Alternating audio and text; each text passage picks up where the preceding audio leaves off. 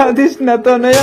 Master, তুমি নাকি আমার নামে থানায় কেস করেছো? টুটু, তুমি আমার মেয়ের সর্বনাশ করেছো। তুমি যদি আমার মেয়েকে বিয়ে করো তবেই আমি কেস তুলে নেবো।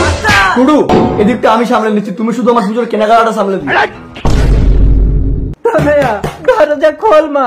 মাস্টার, থানায় এসে কেসটা উইথড্র করে নেবে, নইলে বলো হরি বল, হরি বল, বলো হরি বল। বাবা চলো আমরা উপর তলায় গিয়ে বিচার জানাবো। তাই চল তনয়া।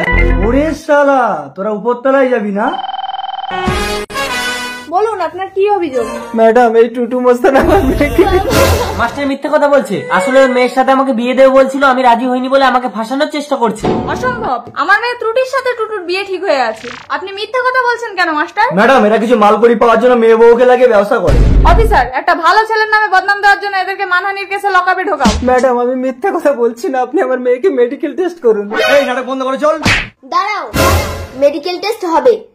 ত্রুটি, তুমি কেন আবার এসবের মধ্যে ঢুকছো?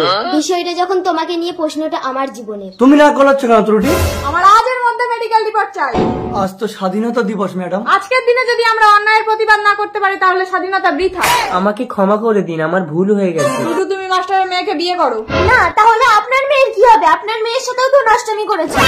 ত্রুটি, আমি ওর ফাঁসি চাই মা। আপনি কোথায় যাচ্ছেন? অফিসার, অন্যায় যে করে আর অন্যায় যে সহে, তবে ঘৃণা তারে যেন তৃণ সমদহে। এই পোশাকটা খুলে যাবজ্জীবনের জন্য কারাদণ্ডে ঢুকো। আর তোর ফাঁসিই হবে স্বাধীনতার পতাকার ন্যায় চক্রের মানদণ্ড।